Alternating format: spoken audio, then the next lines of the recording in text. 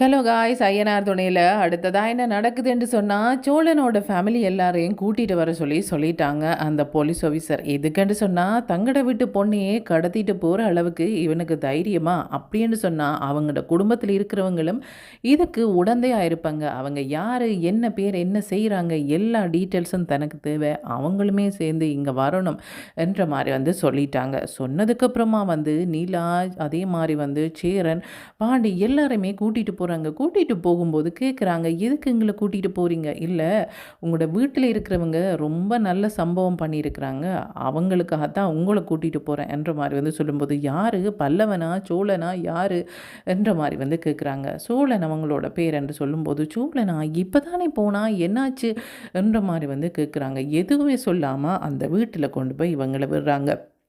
விடும்போது வாங்க என்ற மாதிரி கூப்பிடுறாங்க. ஆனால் அங்கே சோழனை காணலை.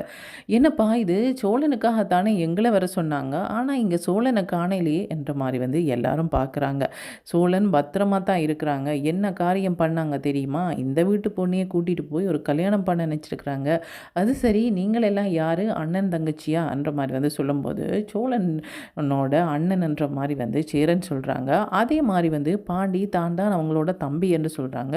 நிலா அவங்களோட ஒய்ஃப்ன்ற மாதிரி சொல்கிறாங்க. சொல்லும்போது, அப்படியா, கல்யாணமானதுக்கு அப்புறமா இன்னொரு கல்யாணம் பண்ணுறதுக்கு போயிருக்கிறானே, அவனுக்கு இவ்வளவு துணிவு, இன்றைக்கி பாருங்க அவனுக்கு என்ன பண்ணுறேன்ட்டு. சரி, அவனை கூட்டிகிட்டு வாங்கன்ற மாதிரி சொல்லும்போது சோழனை கூட்டிகிட்டு வராங்க. சோழனை என்ன சொன்னாலுமே அவங்க கேட்குறதா இல்லை. சோழனை பேசவே விடலை. அந்த பொண்ணுமே எதுவும் வாயை திறந்து சொல்கிறதா இல்லை. இப்போ வந்ததுக்கப்புறமா சேரன் சோழனுக்கு அடிக்கிறாங்க. என்னடா இப்படி ஒரு காரியத்தை பண்ணி வச்சுக்கிற பாருங்க, அவங்க குடும்பத்தோடு எல்லாரையுமே கூட்டிகிட்டு வந்துட்டாங்க. நாங்கள் என்னடா பண்ணோம், ஏற்கனவே எங்களுக்கு இருக்கிற வேதனை இன்னும் போகலை, அதுக்கிடையில் நீ இப்படி பண்ணிட்டு நிற்கிறீ என்ற மாதிரி சொல்கிறாங்க. சொல்லி அடிக்கிறாங்க. அப்படி இருக்கும்போது பாண்டியை பார்த்து கேட்குறாங்க, சொல்லுண்டு என்னடா இது, அண்ணனுக்கு தான் புரியலைன்னு சொன்னால் நீயுமே பேசாமல் நிற்கிறியே என்ற மாதிரி கேட்குறாங்க. என்னடா நான் இதில் என்ன சொல்கிறக்கு இருக்குது, நீ பண்ணது தப்பு தானே, நீ பண்ண தப்புக்கு தானே அவங்க தண்டனை தாராங்க, இதில் நாங்கள் என்ன சொல்கிறக்கு இருக்குது, தேவையில்லாமல் இப்போ எங்களையுமே மாட்டி விட்டுட்ட என்ற மாதிரி சொல்கிறாங்க. சோழனுக்கு என்ன பண்ணுறேன்னு தெரியல, நான் இப்படி ஒரு காரியத்தை பண்ண மாட்டேன்னு உங்களுக்கு தெரியாதா, ஏன் இப்படி எல்லாரும் பண்ணுறீங்க என்ற மாதிரி பார்க்குறாங்க. ஆனால் நிலாவோ எதுவுமே சொல்லலை. நிலாவுக்கு தெரிஞ்சிட்டுது இதில் ஏதோ ஒரு தப்பு நடந்திருக்குது, சோழன் இந்த மாதிரி பண்ண மாட்டாங்க, பண்ணினா தான் என்ன மாதிரியான ஒரு முடிவு எடுப்பேன்ன்றது சோழனுக்கு நல்லாவே தெரியும். கண்டிப்பாக இதில் வேறு ஏதோ ஒரு விஷயம் இருக்குது என்ற மாதிரி நினைக்கிறாங்க. இவ்வளவு பேர் இருக்கும்போது தான் அதை பற்றி கேட்டால் சோழன் சரியாக அதுக்கான பதில் சொல்ல மாட்டாங்க, சொல்லவும் இவங்க விட மாட்டாங்க. அதனால் தனியாக கூட்டிகிட்டு போய் சோழனை கேட்கணும் என்ற மாதிரி நினைக்கிறாங்க. அப்படி இருக்கும்போது சோழனே கேட்குறாங்க, நிலா நான் உங்களோட கொஞ்சம் பேசணும் என்ற மாதிரி கேட்குறாங்க. தாராளமாக பேசலாம், எனக்கும் அதுதான் தேவை என்ற மாதிரி நிலா சொல்கிறாங்க. அப்புறமா நிலா கேட்குறாங்க அவங்கள, என்னுடைய ஹஸ்பண்டோட கொஞ்ச நேரம் நான் பேசணும் வந்துட்டு அவங்க கூட்டிகிட்டு போய் பேசுகிறாங்க. என்ன கேட்குறாங்கன்னு சொன்னால், என்ன நிலா நீங்கள் கூட நம்பிட்டீங்களா, அதுதான் வந்தீங்களான்ற மாதிரி கேட்குறாங்க. நான் நம்பியெல்லாம் வரலை, எனக்கு தெரியும் ஏதோ ஒரு தப்பு நடந்திருக்கு, உங்களில் பிழை இருக்காதுன்னு எனக்கு தெரியும் சோழன், இருந்தாலும் என்ன நடந்ததுன்றது எனக்கு தெரியாது, ஆனால் இப்போ அதை தெரிஞ்சு கொள்ள விரும்புகிறேன் என்ற மாதிரி சொல்கிறாங்க. இப்படி சொன்னதுக்கப்புறமா சோழன் சொல்கிறாங்க, எனக்கு ஒரு சவாரி வந்துச்சுது, அதுக்கு தான் நான் போனேன், ஆனால் இவங்க திருட்டு கல்யாணம் பண்ணுறதுக்கு வந்திருக்கிறாங்கன்ற விஷயம் எனக்கு சவாரிக்கு போனதுக்கப்புறமா தான் தெரியும்.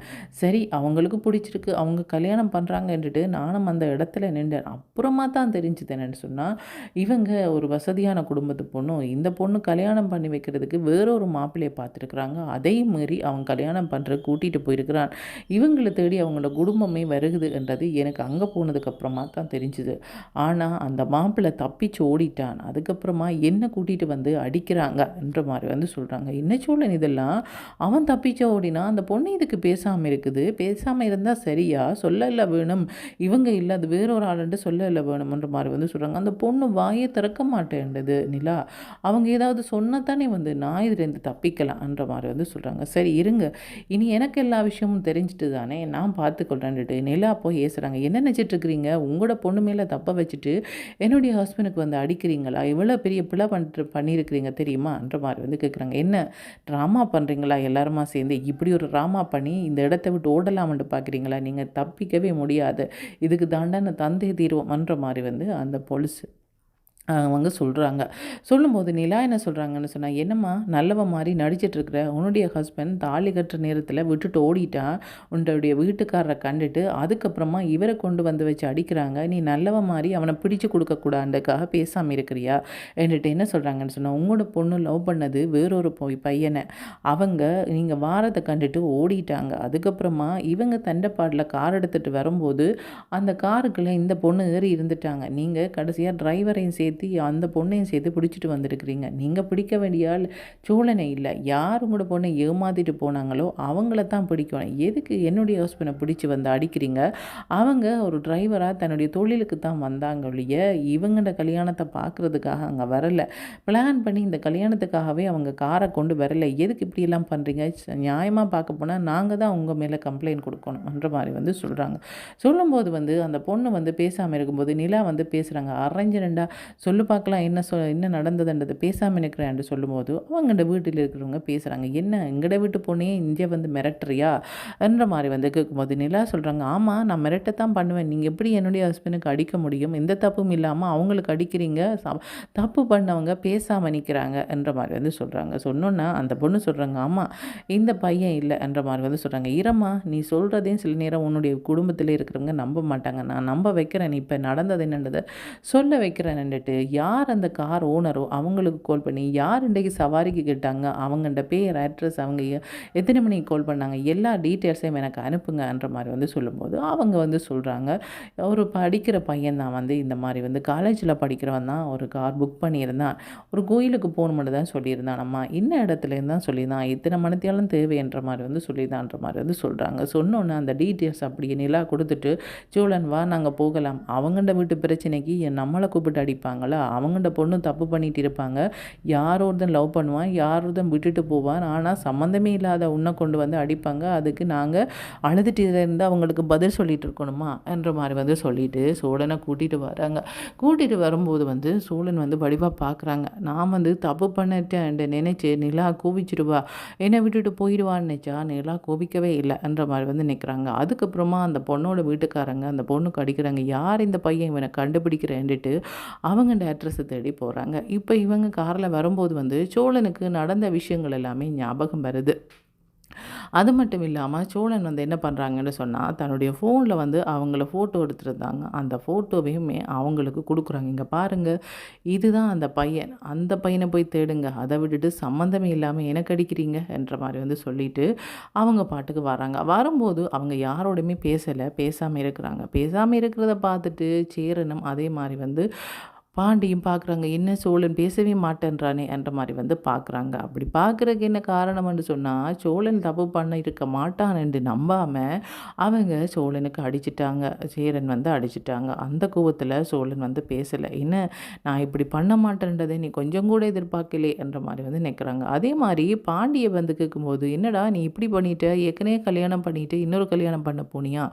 என்ற மாரி வந்து அவங்களையும் சொல்லிட்டாங்க. அதனால எதுவுமே பேசல. அப்படி இருக்கும்போது நிலா கேட்குறாங்க, "என்ன சோழன் பேசாமலே வாரீங்க?" "ஆமா, நடந்த சம்பவத்துக்கு பேசாம தானே வரணும். ஆரம்பத்தில ஏதோ நான் தான் தப்பு பண்ணிட்டேனோன்ற மாரி வந்து நினைச்சேன்.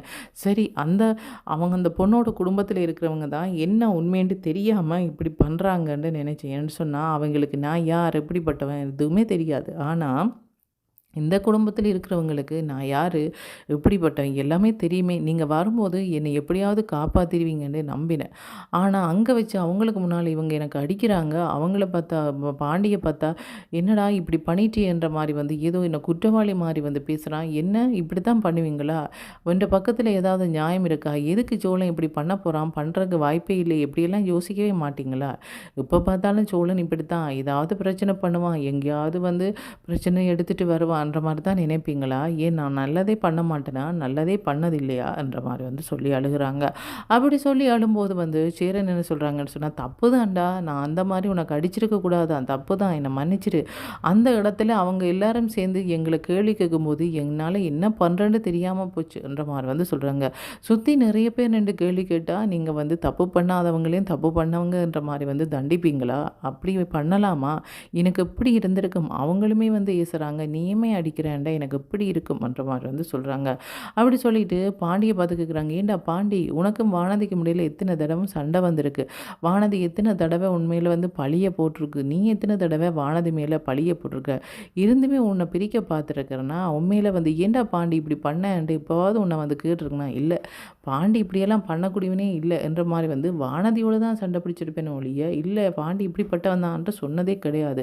நீ அப்படி பண்ணியிருந்தா கூட இல்லை பாண்டி அப்படி பண்ணவன் இல்லை என்ற மாதிரி தான் நான் இந்த மனசு சொல்லும். ஆனால் நீங்கள் இப்படி பண்ணிட்டீங்க இல்லை எனக்கு என்ற மாதிரி வந்து சொல்கிறாங்க. அப்படி சொல்லும்போது வேணுமென்று பண்ணலையடா, அவங்க கேட்ட கேள்விக்கு எங்களுக்கு பயம் வந்துட்டுதடா, எங்கே உன்னை கொண்டு போய் ஜெயிலில் போட்டுடுவாங்களோன்னு பயந்துட்டேன் என்ற மாதிரி வந்து சொல்கிறாங்க. எப்படி ஜெயிலில் போடுறது, இவங்க தான் நான் சொல்கிறத கேட்கலைன்னு சொன்னால் அங்கேயுமா கேட்க போக மாட்டாங்க, அவங்க போலீஸ் ஸ்டேஷனுக்கு கூட்டிகிட்டு போகாமல் தங்களை வீட்டில் கொண்டு போய் விசாரிக்கிறாங்க. இதுவே போலீஸ் ஸ்டேஷனுக்கு கூட்டிகிட்டு போனால் அங்கே நான் நடந்த விஷயத்த சொல்லுவேன் தானே, சொல்லாமல் இப்படி இருப்பேன் என்ற மாதிரி வந்து சொல்கிறாங்க. ஆமாடா நாங்கள் அதை யோசிக்கலை என்ற மாதிரி வந்து சொல்கிறாங்க. இப்படி இந்த பிரச்சனைக்கு அப்புறமா சூழல் என்ன பண்ண போகிறாங்க, இவ்வளவு நடந்ததுக்கப்புறமா எனக்கு ஒரு பிரச்சனைன்னு சொன்னால் கேட்குறதுக்கு யாருமே இல்லை, நிலா அந்த இடத்துல வந்து எனக்காக பேசலைன்னு சொன்னால் என்னுடைய நிலைமை என்ன என்ற மாதிரி வந்து அவங்க யோசித்து அழுகுறாங்க. இதுக்கப்புறமா என்ன நடக்க போகுதுன்றத கைஸ் வெயிட் பண்ணி தான் பார்க்கணும். ஓகே, தேங்க்யூ, பாய்.